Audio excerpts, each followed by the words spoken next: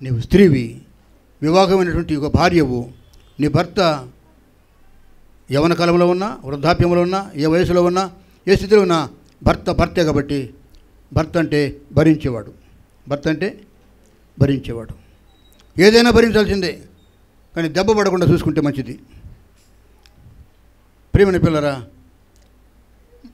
మనసు మన కండిషన్లో పెట్టుకొని, ఆలోచన మన ఆచరణలో పెట్టుకొని, మన మాటలు, మన క్రియలు, మన ప్రవర్తన, ముఖ్యంగా మన భర్తల విషయంలో మీరు అతి జాగ్రత్తగా ఉండగలిగితే మీ భర్తలు మిమ్మల్ని ప్రేమిస్తారు. ప్రతి భర్తకు ప్రేమ ఉంటుందండి, కానీ భార్యలే గ్రహించరు అని మాట నేను తప్పకుండా చెప్పాలా. ప్రతి భర్తకు భార్య మీద ప్రేమ ఉంటుంది, ఉండకుంటేనే చేసుకుంటాడా పెళ్ళి? సంవత్సరాలు గడిచే కొద్దీ ప్రేమ తప్పకుండా ఉంటుంది. భార్య తన శరీరంలో ఒక భాగమని సెలవిస్తూ ఉంది. నా శరీరాన్ని నేను ప్రేమించుకున్నా, ఏదైనా మచ్చ డాగుంటే రాయో రప్పో పెట్టుకుని సబ్బో పెట్టుకుని నన్ను లేకుండా చూసుకుంటాను. కాబట్టి నీ శరీరాన్ని ప్రేమించుకున్నట్టుగా నీ భార్యను ప్రేమిస్తావు. ప్రతి భర్తకు ప్రేమ ఉంటుంది, కానీ ఆ భార్య ఆ ప్రేమను గుర్తించాలి, గ్రహించాలి, తద్రీతిగా ప్రవర్తించుకోవాలి, స్వపురుషుడికి లోబడి ఉండాలి. రెండవదిగా ఎవరండి వీళ్ళు? పురుషులు. కిందనే ఉంది అన్నమాట. పురుషులు అంటే వివాహమైన పురుషులు, వీరు భర్తలండి. 25వ వాక్యం చూడండి, పక్కనే ఉంది కదా. పురుషులారా మీరునంటే మీ భార్యలు మీకు లోబడి ఉన్నారు కదా, మీరు కూడా, మీరేం ఎక్కువ తక్కువ కాదు. నా భార్య లోబడి ఉంటుందిలే, నేను లోబడనంటే కుదరదు. నేను మగోడిని కాబట్టి నేను లోబడను. రొమ్ము విరుచుకొని బస్తీ మీద సవాలంటారు, రాంటి చూసుకుని వచ్చే పని అటు కుదరదు. ఒక క్రైస్తవ విశ్వాస కుటుంబముగా, సాక్షి కుటుంబముగా నీవు ఉన్నావు. నీ భార్య నీకు లోబడి ఉంది. నీవు పురుషుడివి, వివాహమైన భర్తవు. మీరును మీ భార్యలను, నీ భార్య ఎలా నిన్ను ప్రేమిస్తుందో అలాగే ప్రేమించు. నా మట్టుకునైతే నేను ప్రేమిస్తున్నానండి. పాస్టర్లను ప్రేమిస్తాను, కానీ మీరు అందరినీ ప్రేమిస్తాను. ఎందుకంటే మీరు దేవుని సంఘంలో ఉన్నారు. హల్లెలూయా. మీరందరూ దేవుని సంఘంలో ఉన్నారు. దేవుని సంఘం తర్వాత ఏదైనా, ఎందుకంటే మీరు సేవ చేసేవాళ్ళం కాబట్టి, సేవకు సమర్పించుకున్నాం కాబట్టి, సేవకు బాధ్యులమైన మేము ముందు దేవుని ప్రేమిస్తాం, సంఘమును ప్రేమిస్తాం, ఆ తర్వాత భార్యలను, కుమారులను, కుమార్తెలను ప్రేమిస్తాం. ఎందుకంటే మా స్థాయి, మాకు ఇచ్చిన రెస్పాన్సిబిలిటీ దేవుడు అది. మాకున్న బాధ్యతను బట్టి మేము మొదట సంఘమును ప్రేమిస్తాం. సంఘమునకు విషయంలో మేము బాధ్యులం.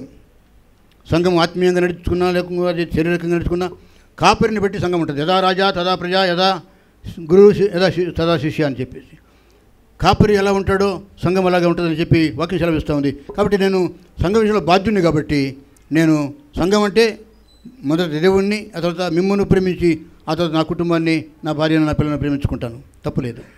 ఏదైనా మన పురుషులారా, మీరు సంఘంలో ఉన్నారు, దేవుని సంఘంలో ఉన్నారు. దేవుడు ఇచ్చిన ఆజ్ఞ ఏంటంటే మీరును మీ భార్యలను ప్రేమించండి.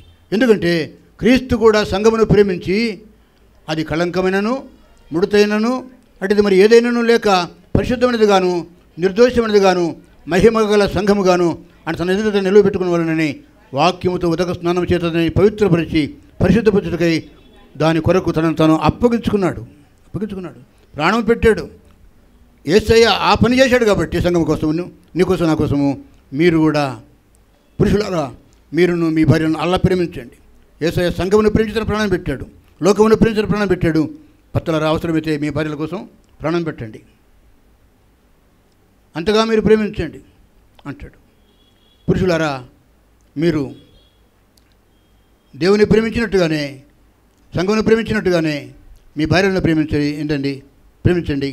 క్రీస్తు కూడా అలా ప్రేమించి సంఘముగాను, మహిమగల సంఘముగాను ఆయన తన ఎదుట నిలబెట్టుకోవాలని వాక్యముతో ఉదక స్నానం చేత పవిత్రపరిచి పరిశుద్ధపరచుకుంటుకై దాని కొరకు తను అప్పగించుకున్నాడు.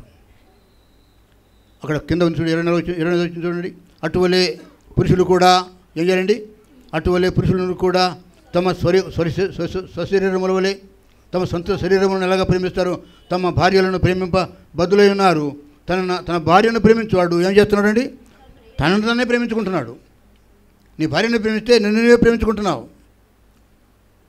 ఆత్మ సంబంధమైన దేవుని పిల్లరా, దేవుడు చెబుతున్న మాట ఏంటంటే, నీకు ఒక మంచి భార్యను దేవుడు ఇచ్చాడు. మంచి భార్య అంటే అందమైనది కాకపోవచ్చు, లేకపోతే నువ్వు ఇప్పుడు పరిస్థితుల్లో నువ్వు ఆమెను ప్రేమించలేవు. ఎందుకంటే వయసు అయిపోయింది, ముసలోళ్ళు అయిపోయినాం, రూపం మారిపోయింది కాబట్టి అప్పటిలాగా ఇప్పుడు ప్రేమించలేవు, కానీ అప్పటికంటే ఇప్పుడు నువ్వు ఎక్కువ ప్రేమించాలి అని నాకు కూడా ఆజ్ఞ వస్తుంది, హెచ్చరిక వస్తుంది. అతిథులం కాదు, వాక్యానికి అతిథులం కాదు. తన భార్యను ప్రేమించేవాడు ఏం చేస్తున్నాడండి? తనను తాను ప్రేమించుకుంటున్నాడు. తన శరీరమును ద్వేషించిన వాడు ఎవడు కూడా దానిని పోషించి ద్వేషించినవాడు లేడు, కానీ ప్రతివాడు దానిని పోషించి సంరక్షించు. నా శరీరం, నా అవయవాలు బాగుండాలని ఏ రోగం వస్తే ఆ రోగానికి మందు వేసుకొని బలంగా పెట్టుకుంటాం కదండి.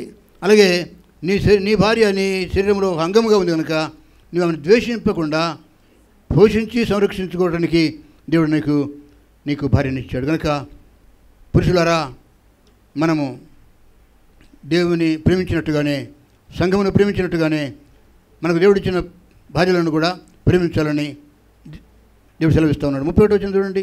ఈ హేతు చేత పురుషుడు తన తండ్రిని తల్లిని విడిచి తన భార్యతో హత్తుకొనును, వారిద్దరు ఏమవుతారండి? ఒక శరీరం అవుతారు. ఇవన్నీ మనకు పెళ్లి సందర్భంలో చెప్తారు పాస్టర్లు, ప్రమాణాలు చేసేటప్పుడు చెబుతూ ఉంటారు. ఇవన్నీ మనకు తెలుసు, కానీ ఎందుకు ఇది మరి ఈ వాక్యం ఎందుకు వచ్చిందో నాకు తెలియదు. నేను కావాలని చెప్పడం లేదు, ముందుగా సిద్ధపడి చెప్పట్లే. దేవుడు నడిపించిన వాక్య భాగానికి వచ్చాను. ఇది మొదట స్త్రీలతో దేవుడు మాట్లాడుతూ, స్త్రీలరా మీ స్వపురుషులకు లోబడి ఉండండి అంటాడు. పురుషులరా మీరును మీ సొంత భార్యలను ప్రేమించండి, వారిని పోషించండి అంటాడు. దయచేసి 33 వచనం కూడా చూడండి. 31 వచనంలో ఉంటాడు, మెట్టుకు మీలో ప్రతి పురుషుడును తన వలె తన భార్యను ప్రేమింపవలెను, భార్య అయితే తన భర్త యందు భయము కలిగి ఉన్నట్టు చూసుకోవాలి. ఏముండాలండి? భార్యకు భయం ఉండాలి. కొడతాడని కాదు, అన్నం పెడతాడో డబ్బులు ఇస్తాడో ఇవ్వడని కాదు. ఇచ్చినా ఇవ్వకపోయినా పెట్టినా పెట్టకపోయినా నీవు భార్యవయ్యావు కాబట్టి ఆయనకు భయం కలిగి ఉండాలి. ఆయన భయం అంటే ఉనుక్కుంటా కొంగ భక్తి నకమేమో అతివిన దూత లక్షణాలుగా ఉనుక్కుంటా అయ్యా చెప్పు అని చెప్పి అట్లా యాక్షన్ చేయనవసరంలే. నిజమైన ప్రేమ ఉంటే నిజమైన లోబడితనం కూడా ఉంటుంది. నిజంగా ఏదో చేస్తాడని కాదు, ఆయన నీకు భర్త కనుక భార్య అయితే తన భర్త యందు భయం కలిగి ఉన్నట్టు చూసుకునే వాళ్ళను, మెట్టుకు ప్రతి పురుషుడును తన వలె తన భార్యను ప్రేమింపవలెను. భర్తలో ప్రేమ, భార్యలో లోబడితనము, ఈ రెండు ఉంటే ఆ కుటుంబంలో గొడవలు ఉండవండి, విడాకులు ఉండవు, పంచాయతీలు ఉండవు. వాక్యానుసారమైనటువంటి దేవుని పిల్లల వలె, ఒక మంచి భర్త వలె ఒక పురుషుడు, ఒక మంచి భార్య వలె ఒక స్త్రీ ఉండగలిగితే మంచిది. మన యవన కుమార్తెలు వివాహం కాని వారు ఉన్నారు, వారు వాక్యం ద్వారా ఎంతైనా నేర్చుకోవచ్చు. అటువంటి పరిశుద్ధ వివాహం కోసము, అటువంటి పురుషుడి కోసము, అటువంటి భార్య కోసము మన యవన కుమారుడు యవన కుమార్తెలు సిద్ధపడాలి. వాక్యం సెలవిస్తుంది. మూడవదిగా, మొదటిది స్త్రీలరా అని చెప్పి మాట్లాడుతున్నాడు. సంఘంలో స్త్రీలు ఉన్నారు కాబట్టి దేవుడు స్త్రీలతో మాట్లాడుతున్నాడు. సంఘంలో పురుషులు అనగా భర్తలు ఉన్నారు, వారితో ప్రభు మాట్లాడుతున్నాడు. మూడవదిగా, ఆ దాంపత్యంలో పంపించిన కుమారులు కానీ కుమార్తెలు కానీ పిల్లలు ఉన్నారు. చిన్న వయసులో ఉన్నవారు ఉన్నారు, వయసులో ఎదుగుతున్న వారు ఉన్నారు. పిల్లలరా అని చెప్పి 6వ అధ్యాయం చూడండి. 6వ అధ్యాయం ఎఫెసీ పత్రిక 1వ వచనంలో ఉంది అన్నమాట. పిల్లలరా ప్రభువునందు మీ తల్లిదండ్రులకు విధేయులై ఉండుడి, ఇది ధర్మమే. ఏదండి ధర్మమే అంటే దానం ధర్మం కాదు. దానం వేసే ధర్మం ఏంటి అంటారు కదా అడుక్కునేవాళ్ళు, అట కాదు. ధర్మం అంటే దేవుని నేర్పించిన ధర్మం. భర్త తన ధర్మం నెరవేర్చాలి, భార్య తన ధర్మం నెరవేర్చాలి. మన పిల్లలు కూడా దేవుని చిత్తానుసారమైన ధర్మం నెరవేర్చాలి. వాళ్ళని ఆ విధంగా పెంచాలి. చిన్నపిల్లలుగా పసిపాపలుగా ఉన్నప్పటి నుంచే వాళ్ళకు పాలిస్తున్నప్పుడు, వారిని పెంచుతున్నప్పుడు, వాళ్ళకి అన్నప్రాసం చేసినప్పుడు, వారు ఎదుగుతున్నప్పుడు, వారి వయసులో లోకజ్ఞానం సంపాదిస్తున్నప్పుడు మన అబ్బాయిలతో మన అమ్మాయిలతో మనం ఎలా ఉండాలంట? ఆ పిల్లలకు మనం విధేయత నేర్పించాలి. పిల్లలతో దేవుడు మాట్లాడుతూ సండే స్కూల్లో అదే నేర్పిస్తారు, యూత్ ఫెలోషిప్లో అదే నేర్పిస్తారు. యూత్లో వివాహం కావాల్సిన వారు ఉంటారు. సండే స్కూల్ పిల్లలు చిన్నలు పెద్దలు ఉంటారు, చిన్న వయసులో ఉండేవారు ఉంటారు. చిన్న వయసు నుంచే బాల్యంలోనే దేవుని వాక్యము తెలుసుకున్నట్టు దేవుడు ఏమై ఉన్నాడు, ఒక కుటుంబంలో క్రైస్తవ కుటుంబంలో తండ్రి ఏమై ఉన్నాడు, తల్లి ఏమై ఉంది, భర్త ఎవరు, భార్య ఎవరు, ఒక క్రమమును క్రైస్తవ విధానంలో, అంటే అన్ని మతాలలో ఈ యొక్క నీతి ఈ పద్ధతులు ఉంటాయి, కానీ క్రీస్తు ప్రభు నేర్పించినటువంటి పద్ధతి ఇది. ఒక క్రమము తప్పితే కుటుంబాలు కూలిపోతాయి. పిల్లలరా ప్రభువునందు మీ తల్లిదండ్రులకు విధేయులై ఉండండి, ఇది ధర్మమే. దేవుడు వాక్యం ద్వారా పిల్లలకు, అంటే ఇంకా జ్ఞానం వచ్చినటువంటి పిల్లలకు తండ్రి ఎవరు, తల్లి ఎవరు, ఇంట్లో ఎలా ప్రవర్తించాలి, సంఘంలో ఎలా ప్రవర్తించాలి, స్కూల్లో ఎలా ప్రవర్తించాలి, బయట ఎలా ప్రవర్తించాలి, స్నేహితులతో ఎలా ప్రవర్తించాలి తెలియాలని సండే స్కూల్కి వచ్చే పిల్లలకు, యూత్ మీటింగ్కి వచ్చే పిల్లలకు దేవుడు వాక్యం సెలవిస్తున్నాడు, పిల్లలరా, మీరు కుమారులా, మీరు కుమార్తెలా, ఏ వయసులో ఉన్నారు, ఆ వయసును బట్టి వాక్య ప్రకారంగా మీరు ప్రభువునందు మీ తల్లులకు మీ తండ్రులకు ఎలా ఉండండి, విధేయులే ఉండండి. మాట వినే పిల్లలుగా ఉంటే అది ధర్మమే, అది ధర్మమే. కింద 2-3 వచనాలు ఏముందంటే, నీకు మేలు కలుగునట్టు నీ తండ్రిని తల్లిని సన్మానింపుము, అప్పుడు నీవు భూమి మీద దీర్ఘాయుష్యమంతుడు వగదువు. ఇది వాగ్దానంతో కూడిన ఆజ్ఞలలో మొదటిది. హల్లెలూయా. నా కుమారుడి విషయంలో ఒక చిన్న సాక్ష్యం చెప్పాలి, ఏమనుకోవద్దు. అప్పుడు పాస్టర్ గారు వాళ్ళ అబ్బాయి గురించి అమ్మాయి గురించి చెప్తాడు, చెప్పకపోతే ఎట్లంటే సాక్ష్యం చెప్పాలి కదా, దేవునికి మహిమ రావాలి కదా. నా కుమారుడు వయసు వచ్చిన తర్వాత కూడా ప్రతిరోజు నాకు కాళ్ళు వచ్చేవాడు, బెడ్కి పోకముందు. అది కాళ్ళు పట్టి కానీ వాడు బెడ్కి పోడు.